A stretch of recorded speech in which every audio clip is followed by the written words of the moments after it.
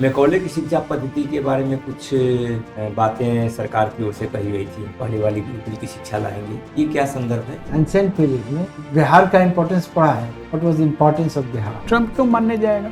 Greenland में उसको कुछ अपना भविष्य दिख रहा है, वेनेजुएला में कुछ उसको भविष्य दिख रहा है।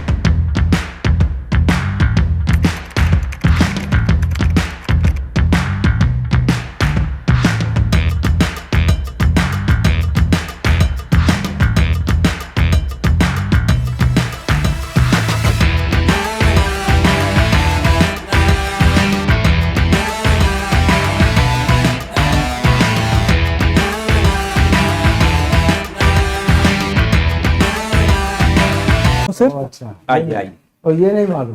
प्रणाम सर। आइए। आइए बैठिए। Thank you sir. Avinash Kumar ji. Avinash, विनाश नहीं हो जिनका, लोग हो सकते हैं ऐसा जिनका विनाश न हो। विनाश से आपका क्या मतलब है? सर विनाश का मतलब सर रचनात्मक सोच से है कि चीजों विनाश का मतलब को डिस्टोर्शन ना हो सर, चीजें बनाई जाए ना कि बिगाड़ी जाए, कोई चीज खत्म ना हो।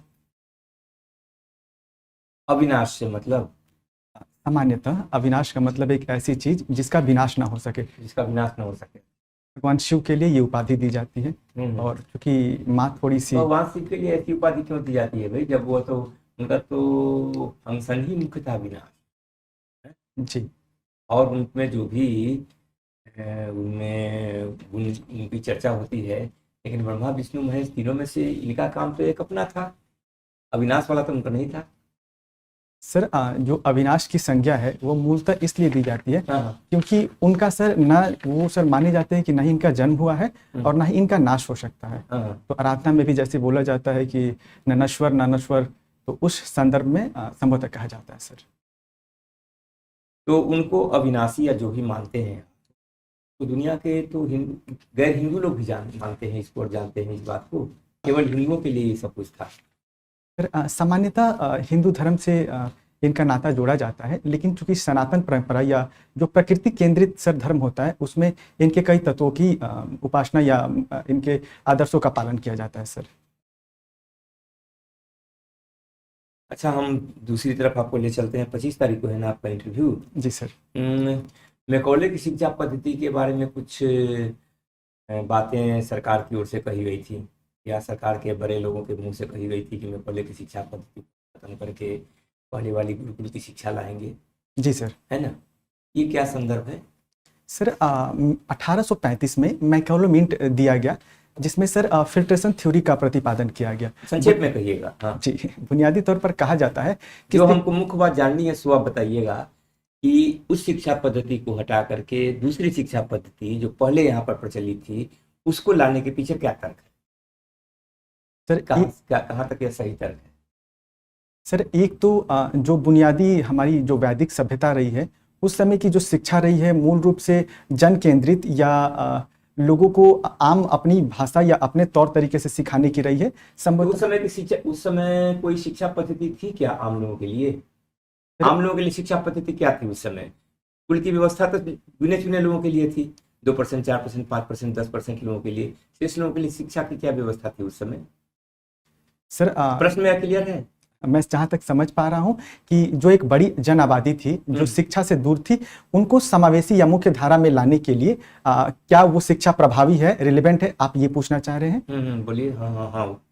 तो सर कहीं ना कहीं सर जो वैदिक शिक्षा थी वो सभी के लिए थी सर, लेकिन उत्तर वैदिक काल सभी के लिए थी, सभी लोग पढ़ लेते थे। सर जो वैदिक काल था उसमें मूल रूप से शिक्षा जो है वो अपर क्लास के लिए ऐसा बोला जाता है कि उन्हें दिया गया था, लेकिन उत्तर वैदिक काल में सर इसका ज़्यादा ही बुरा रूप देखने को मिलता है।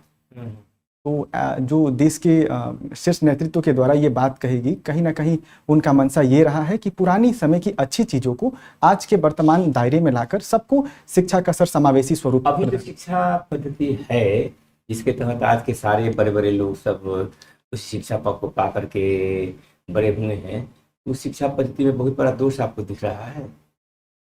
बहुत बड़ा दोष तो नहीं कहा जा सकता है, लेकिन कहीं ना कहीं अगर हम अपने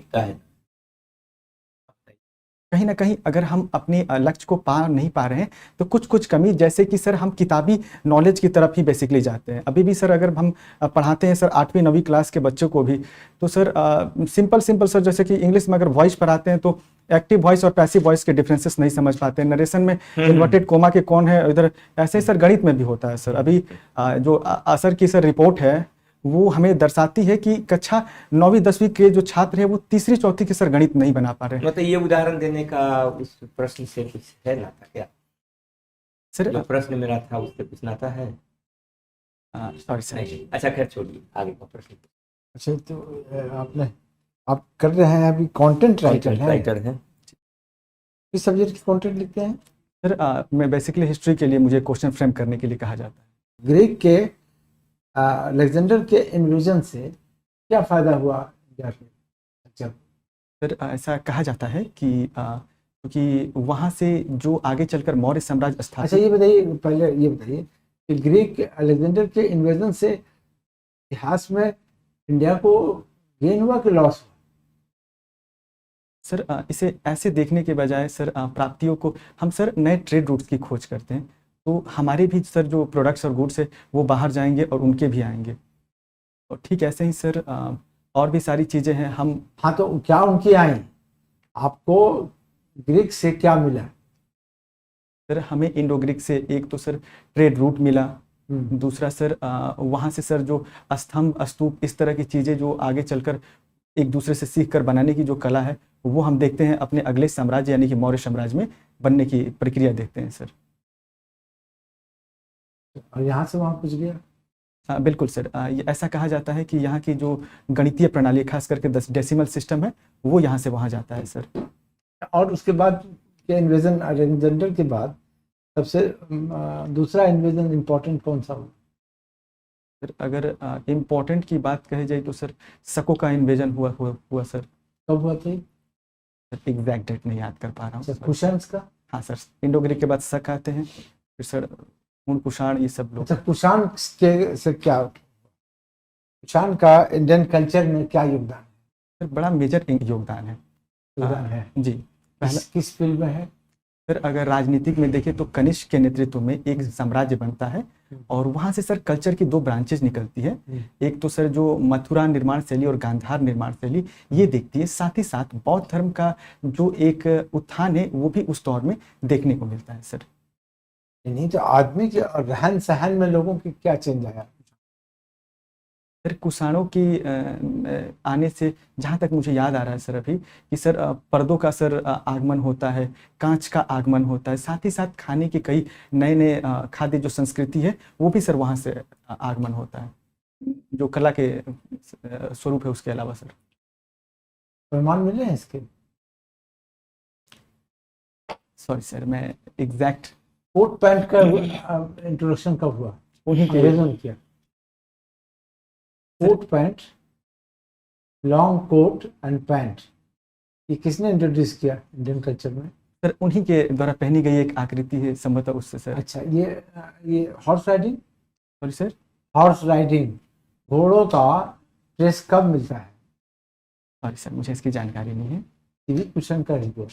Thank कनिष्क ने घोड़सवारी को इंट्रोड्यूस किया, कुशन से गेन हुआ जी, आक्रमण से।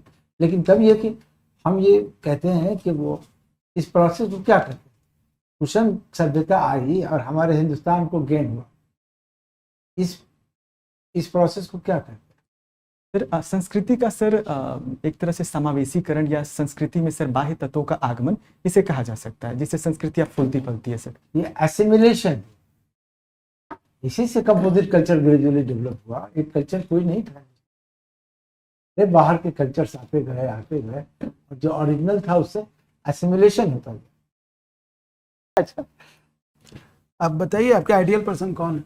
सर महात्मा गांधी। महात्मा गांधी का इस प्रेजेंट वर्ल्ड ऑर्डर में क्या रेलिवेंस? सर पहला रेलिवेंस है सर कि अहिंसा की बात करते हुए दिखाई देते हैं। आज दुनिया के अलग अलग हिस्सों में 3 सर बड़े युद्ध चल रहे हैं, तो अगर उन एलिमेंट को माना जाए और जो टकराव है इनको आपस में बैठकर सुलझा ले जाए तो वो सर समाधान हो सकता है। मैं क्यों मानूंगा? कोई कंट्री ये बोलेगा मैं क्यों मानूं, मुझे प्रॉफिट है इसमें, वो तो लड़ेगा। ट्रम्प क्यों मानने जाएगा?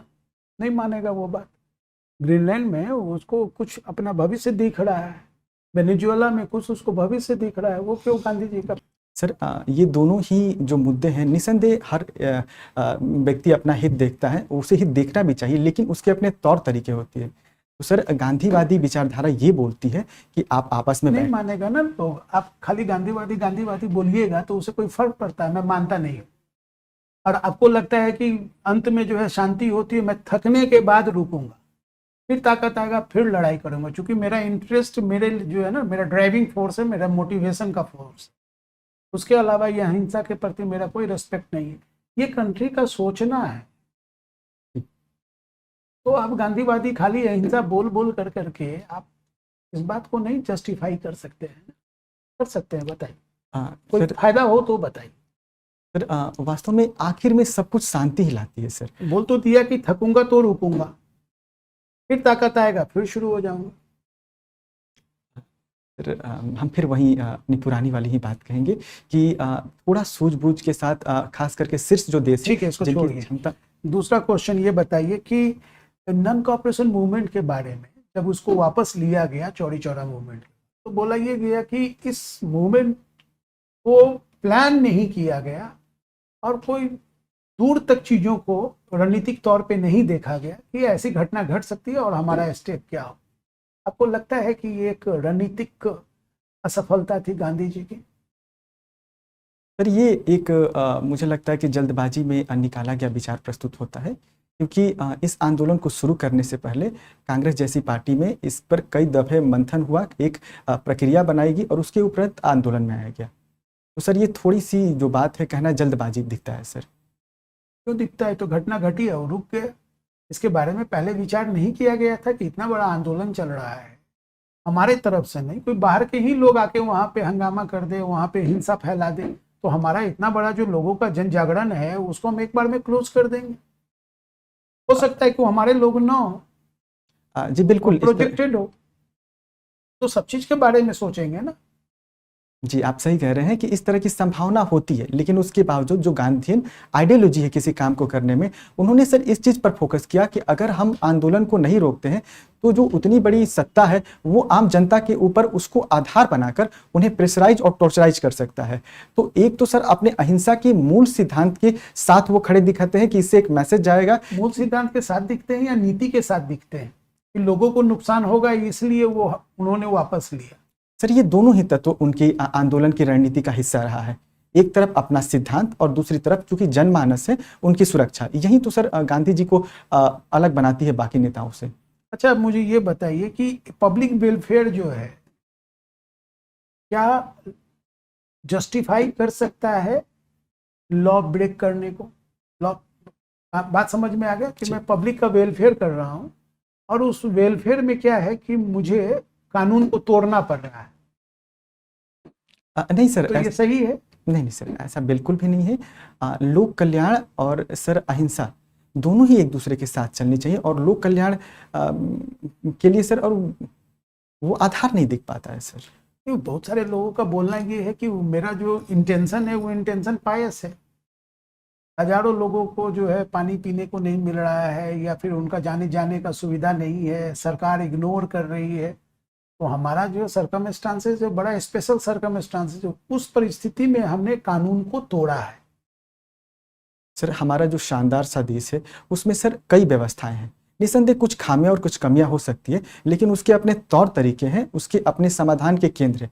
तो हमें उन समाधान के रास्तों से ही पहुंचकर वो उम्मीद और वो जो सोच है उसको सफल बनाना चाहिए, ना कि सर हिंसा से। हिंसा से समाधान, हिंसा कहाँ बोला? लॉ तोड़ना है, लॉ को तोड़ दिया।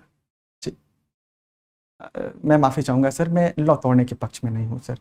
ठीक है, कुछ दिक्कतें हैं, बड़ा देश है, बड़ी समस्याएं हैं, लेकिन मिलकर चलेंगे, समस्याओं को सर सुलझाएंगे और समाधान करेंगे। पहाड़ तोड़ना गैर कानूनी है कि कानूनी है? सॉरी सर, पहाड़ तोड़ना कानूनी है या गैर कानूनी है? बिना सरकार के परमिशन के, बिना इन्वायरमेंटल क्लियरेंस के? नहीं सर, ये तो अगर कोई चीज बिना क्लियरेंस की चीजें आप तोड़ेंगे तो गलत होगा सर। ठीक है सर। एक क्वेश्चन विषय में मेरा भैया गांधी जी भी कह रहे हैं, लास्ट में कहा गया जी, गांधी जी ने तो कहा था क्विट इंडिया मूवमेंट में, करो या मरो। सर तो वायलेंट हो गए, तो वायलेंस का भी इनकरेज कर दिया उन्होंने। सर इसे भी सर देखने का अपना नज़रिया है। दरअसल जहाँ तक हम लोग समझते हैं या फिर जो मैं पढ़ता हूँ कि सर करो या मरो यहाँ पर मारने के लिए डिनोट नहीं करता है। करो या मरो होता है कि इस आंदोलन में जो उनके तौर तरीके हैं उनको आधार बनाकर या तो हम अपना सर्वस्व समापन करेंगे या ईस्ट इंडिया कंपनी की या जो अंग्रेज ब्रिटिश राज है उसको हम समाप्त कर कर पूर्ण स्वतंत्रता को प्राप्त करेंगे सर। नहीं तो ये तो समाप्त करना, करो या मरो, मरो की बात भी कर रहे हैं।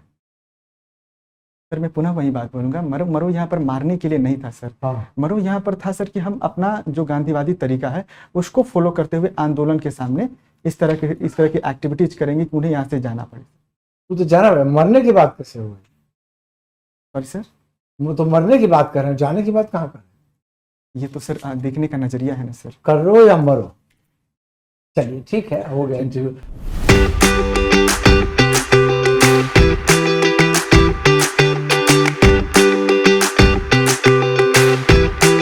खैर, ये सबसे बड़ी बात है। और एक चीज गांधी के बारे में जो उनके औचित्य के बारे में पूछा था, देखिए मैं ज्यादा क्वेश्चन पूछा नहीं, उतना ही में मुझे पता चल गया कि आपके अंदर है, मटेरियल है। हाँ। लेकिन गांधी का जो अहिंसा का इम्पोर्टेंस है ना, वो इम्पोर्टेंस ही कि वार का कॉस्ट गिरा देता है। आप इंटरेस्ट समझाएंगे ना, चूंकि इंटरेस्ट से मोटिवेटेड है ना लोग। जी सर। दूसरा बात, उनका डोमेस्टिक और इंटरनेशनली उनका जो पब्लिक ओपिनियन उनके फेवर में बनेगा। तीसरी बात, सॉफ्ट पावर के रूप में वो उभर कर करके आएंगे। ग्लोबली उनका लेजिटिमेट एक पावर जो है ना वो क्रिएट होगा। सर अच्छा लग रहा है जो आप बोल रहे हो, वाला ज्यादा बेहतर लग रहा ज्यादा लगा ना? है जी। तो जब किसी को बताइए तो ये बात, हाँ, ये सब बताइए, ये फैक्टर है, टेंशन है। उन्होंने भी मर जाने को कहा है, मारने को नहीं कहा। तो जब ऐसा ठीक है, आपका क्वेश्चन, इंटरव्यू बहुत अच्छा है, आपने सारी चीज एट ईज होकर के और बड़े कॉन्फिडेंस से दिया, आपने उत्तर भी बहुत सारे दिए, जवाब अच्छे दिए। जवाब बहुत अच्छा दिए हैं। तो वहाँ भी उसी तरह के जवाब देंगे, एक थोड़ा और शॉर्ट कर दीजिएगा क्योंकि उतना समय तो वहाँ नहीं होता। एंसेंट में थोड़ा सा आपको ऐसे आपका है 25 अच्छा, तारीख को, वाला आप पॉइंट वर्क में पढ़ते रहेंगे ही। वो वाला पॉइंट एग्जैक्ट वही क्लिक किया सर, इसलिए मैं पहले भी वही गूगल वाला आप ही देखिए, पॉइंट मैं आपको उसके आगे नहीं खींचा, नहीं तो एक क्वेश्चन में आप फिर फंस जाते हैं। जी आप प्लीज पूछिए ना छोड़ सर। दिया। अभी लॉ के बारे में आपने कहा कि वो ऐसा है, तो बताइए दशरथ मांझी को भारत रत्न देने की बात क्यों हो रही है और सरकार क्यों प्रेज कर रही है दशरथ मांझी? यहाँ इस कार्य को हम लोग ऐसे देखना चाहिए कि एक सर क्षेत्र है जहाँ पर सर पानी नहीं आ रहा है। अरे मैं तो पहले ही से आपसे बोल दिया ना कि पानी नहीं था, रोड नहीं था, वहाँ जाने हजारों जिनको लोग, सर हो गया। और आप पहले ही बोल दिए कि वो लीगली जो है गलत है। चलिए ठीक है, चलिए ठीक है, अच्छा है। जितना एनालिसिस कीजिएगा उतना निकलेगा। सर तो मैं वो सब कुछ और नहीं। सब कुछ जो हम लोगों ने नहीं कहा वो सब ओके है, कोई कमी रहती, कुछ फर्क लाना रहता, हाँ, तो हम बोल लोग दो। उसको मेंशन करते। जहाँ बताना था वो बता। जस्ट अगर चाहिए रहे तो हम बता दें, ये जूता का कलर जो है, हाँ सर। ये तो लगता है शादी वाला है। नहीं सर, इसी के लिए लिया था वैसे। अगर ये इसी के लिए लिया था, लास्ट टाइम भी इसी से दिया था। अच्छा अच्छा। तो कब आया है? तो ब्लैक कर लीजिएगा तो आ जाएगा। हाँ, थोड़ा सा कंटेंट में मतलब मेथोडिकल होकर बोल रहे हैं, थोड़ा अब आप लगता है अच्छा कर रही है इस बार। अच्छा कीजिएगा, इस बार अच्छा है। इस बार अच्छा रहेगा। हम लास्ट टाइम आपके पास आए थे, आपने हमें अच्छे सुझाव दिए थे, हालांकि मैं नंबर में नहीं कन्वर्ट कर पाया, वो मेरी कमी रही होगी। लास्ट टाइम भी दिए थे। जी यहीं पर आए थे, आप बीच में थे उस समय। तो उस वक्त वहाँ जो क्वेश्चन आए थे, उस जो आपको गाइड किया गया था उससे नहीं हुआ। 2 क्वेश्चन मैच किए थे आपने जो पूछे थे, मतलब हाँ, आई थिंक मैच 12 से मैच तो संयोग है, 12 से मैच करना 13 कोई पॉइंट नहीं। सर एक आया था सर, वो जीएसटी वाला जो आपने क्वेश्चन पूछा था। अच्छा चलिए ठीक है, इस अच्छा, बार आ जाएगा। मैच प्रेडिक्शन नहीं होता है, क्वेश्चन तो कुछ भी आ सकता है। ट्रेंड को हम लोग देखते हैं, फॉलो करते हैं। Correct sir, correct. यही पूछा जा रहा है। आपका कंटेंट राइटर है तो सबका फोकस इसी पर जाएगा। अगर आपने लिखा होगा वहाँ, नहीं बोलेंगे नहीं, आप, लिखना तो है नहीं, लिखना है वहाँ नहीं, लिखने बोलेंगे का है नहीं। ये बोलेंगे। कागज रहता नहीं। हाँ, तो अगर बोलिए। बोलेंगे, तो अगर लोग बोलेंगे इसी तो पर बेस करेंगे। हम्म, ठीक है, अच्छा। ठीक, ओके, थैंक यू।